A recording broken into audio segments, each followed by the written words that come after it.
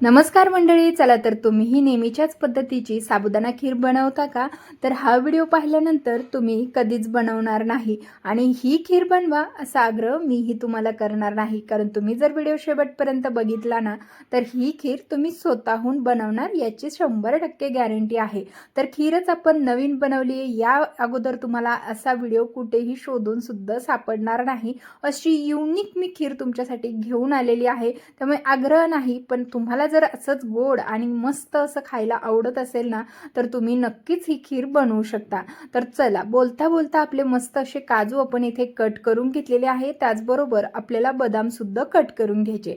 तसंच मंडळी, तुम्हाला एक निवेदन आहे, छोटंसं निवेदन आहे की तुम्ही आपला हा व्हिडिओ कुठल्या शहरातून किंवा गावातून पाहत आहात ना, फक्त तुमच्या गावाचं नाव कमेंटमध्ये लिहायचं आहे आणि कमेंट टाईप करून मला पाठवायची आहे, म्हणजे मला सुद्धा समजेल की आपले हे युनिक आणि भन्नाट अशा रेसिपी कुठल्या शहरापर्यंत किंवा गावापर्यंत पोहोचतात। आणि तसंच जर तुम्ही आणखीन आपल्या आर.के. फूड रेसिपी चॅनलला जर सबस्क्राईब केलं नसेल ना तर लगेच करून घ्या, म्हणजे तुम्हाला अशा युनिक आणि भन्नाट रेसिपी अगदी सहज पाहता येतील। तर चला, तोपर्यंत आपले मस्त असे ड्रायफ्रूट्स इथे कट करून झालेले आहे। ड्रायफ्रूट्स कट करून झाल्याच्या नंतर 1 चमचा आपण इथे सोप सुद्धा घेतलेली आहे। आता सोप्स पूर्ण म्हणजे ऑप्शनल आहे, घ्यायचीच असं काही नाही, फक्त खूप छान लागते म्हणून मी घेतलेली आहे, पण उपवासाला चालत नसेल तर स्किप करू शकता। कढईमध्ये तूप घालून घेतलं, तूप मोठी चमचा भरून घातलेला आहे, आता गरम झालेलं आहे, त्यामध्ये घालूया इथे संपूर्ण हे ड्रायफ्रूट्स। यामध्ये घातल्यामुळे काय होतं, मस्त असे आपले ड्रायफ्रूट्स खुसखुशीत तळल्या जातात। त्यामुळे चांगलं तूप गरम करायचं आहे आणि अगदी अर्ध्याशा मिनिटासाठी आपल्याला त्या तुपावरती त्यांना तळून घ्यायचं आहे। आता तूप नसेल तर तेलावरती सुद्धा तुम्ही ही प्रोसेस करू शकता, पण बऱ्याच जणांना माहीत आहे साजूक तुपाचा पदार्थ कसा लागतो, तर काहीच जास्त फरक पडणार नाही, त्यामुळे तुम्ही तेलामध्ये सुद्धा ही प्रोसेस करू शकता सेम पद्धतीने, फक्त तेलाचं प्रमाण थोडं कमी ठेवायचं आहे। तूप आहे म्हणून आपण भरभरून घातलं, पण तेल अगदी आपल्याला ड्रायफ्रूट्स भाजतील एवढंच घालायचं आहे। आता हलकेशा अर्ध्या मिनिटासाठी ड्रायफ्रूट्स भाजून घेतले, त्यानंतर भिजवून घेतलेला 1 वाटी साबुदाणा यामध्ये टाकून घेतला। आता साबुदाणा सुद्धा आपल्याला थोडासा भाजून घ्यायचा आहे। जर तुम्हाला साबुदाणा पचण्याच्या समस्या असतील, काही प्रॉब्लेम असतील किंवा साबुदाणा तुम्हाला पचत नसेल तर ना तुम्ही असा साबुदाणा थोडासा हलकासा भाजून घ्या आणि त्यापासून नंतर कुठलीही खीर बनवा, परंतु त्या अगोदर आपल्याला हा साबुदाणा अशा प्रकारे भाजून घ्यायचा आहे। त्यामध्ये ड्रायफ्रूट्स नाही टाकले तरी चालणार आहे, पण हलकासा साबुदाणा तुम्ही तेलावरती किंवा तुपावरती भाजून घ्या, म्हणजे काय होतं की पचायला जड जात नाही साबुदाणा भाजून घेतल्यामुळे। तर मस्त असा आपला साबुदाणा भाजून झालेला आहे, खूप भाजायचा नाही, हलकासा त्याला तुपाचा स्वाद लागेल असा मिक्स करून घेतला आणि बाजूला काढून ठेवलं। आता इथे दुसरी कढई ठेवली, कढईमध्ये ज्या वाटीने साबुदाणा घेतला त्या वाटीने अर्धी वाटी साखर टाकून घेतली। आता कढई चांगली गरम आहे म्हटलं की लगेच साखर मेल्ट व्हायला लागली। आता आपल्याला ही पूर्णपणे साखर मेल्ट करून घ्यायची आहे। इथे आपल्याला पाण्याचा किंवा तुपाचा अजिबात वापर करायचा नाही आहे, अशी साखर आपल्याला कॅरमलाइज करून घ्यायची आहे, कारण आज आपण बनवत आहोत कॅरमलाइज मस्त साबुदाणा खीर।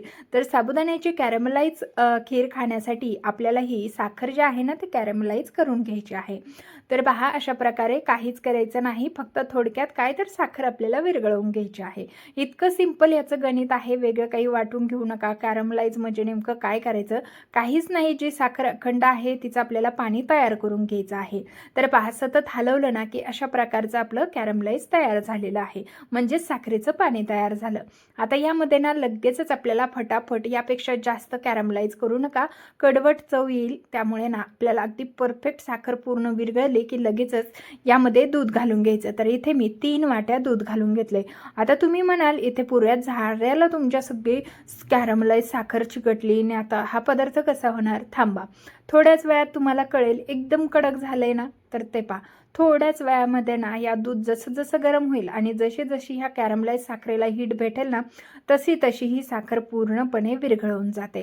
त्यामुळे काहीच टेन्शन घ्यायचं नाही सुरुवातीला, कारण कडकच होते। आपण थंड दुधाचा वापर करत असतो आणि जर गरम दुधाचा तर म्हणजे वरती भस्कन येऊ शकतं, त्यामुळे शक्यतो थंड दुधाचाच वापर करा। दोन्ही वस्तू गरम असतील, कॅरमलाइज साखर खूप गरम झालेली असते त्यामुळे त्यामध्ये हीट तयार झालेली असते आणि वरतून जेव्हा आपण थंड टाकतो तरी सुद्धा ते वरती येतं आणि अशा टायमिंगला आपल्याला भांडं थोडंसं पसरट मोठं वापरायचं आहे।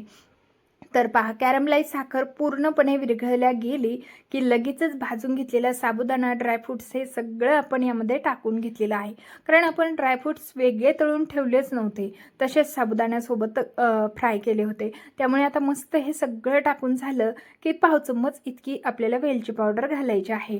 आता वेलची पावडर, जायफळ हे सगळं ऑप्शनल आहे. तुम्ही अगदी आवडत नसेल तर टाकू नका, पण मला तरी वाटत नाही, बऱ्याच जणांना अशा गोडाच्या पदार्थामध्ये वेलची पावडर, जायफळ पावडर हे आवडतेच.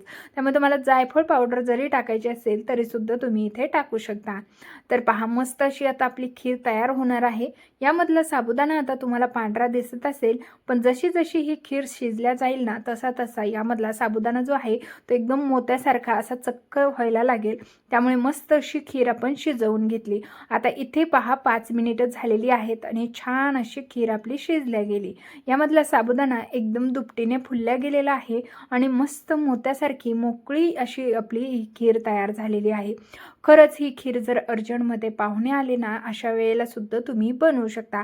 जर साबुदाणा भिजवलेला नसेल तर ही खीर कशी बनवायची यावरती व्हिडिओ आपल्या चॅनलवरती अपलोड आहे. तिथे जाऊन तो व्हिडिओ तुम्ही नक्की पहा. त्याची लिंक मी तुम्हाला खाली देईल, तिथे जाऊन सुद्धा तुम्ही याचा लॉंग व्हिडिओ पाहू शकता. तर मस्त असं आपली ही कॅरमलाईज खीर तयार झालेली आहे. साबुदाण्याची कॅरमलाईज खीर तुम्ही आजवर कधीच खाल्ली नसेल, पण जर एकदा खाल्ली ना तर तुम्ही नेहमीची तीच खीर ना कधीच बनवणार नाही. नेहमीची खीर तुम्ही विसरून जाल आणि याची चव कधीच विसरणार नाहीत. इतकी जबरदस्त आणि आपल्यातून ही कॅरमलाईज खीर तयार होते. तर मस्त अशी आपली खीर बनून तयार झालेली आहे मंडळी. खायला अप्रतिम लागते आणि मस्त अशी चॉकलेटी कलरवर झालेली आहे. लाईटमध्ये व्हिडिओ बनवला की चॉकलेटी कलर गायब, पण वेगळाच कुठला तरी कलर दिसतो. परंतु ही इतकी सुंदर अशी खीर झालेली आहे आणि चवीला म्हणाल तर इतकी अप्रतिम झालेली आहे की मी तुम्हाला शब्दात सांगू शकत नाही. तर शब्दात मी तुम्हाला सांगू शकत नाही, कारण इतकी भारी खीर मी स्वतःसुद्धा कधी खाल्ली नव्हती. तर चला, तुमच्यासाठी हा नवीन प्रयत्न केला आणि तो 100% सक्सेस झालेला आहे. इतकी परफेक्ट आणि इतकी चवदार रुचकर अशी आपली ही कॅरमलाईज खीर तयार झालेली आहे. त्यामुळे तुम्हाला नक्कीच आवडेल. एकदा नक्की बनवा आणि तुम्ही बनवल्यानंतर तुमची खीर रेसिपी कशी झालती ना मला कमेंट करून कळवायला मात्र विसरू नका. रेसिपी आवडली असल्यास व्हिडिओला एक लाईक करा. इथपर्यंत व्हिडिओ बघितला त्यासाठी खरंच मनापासून आभार की तुम्ही इथपर्यंत व्हिडिओ बघितला.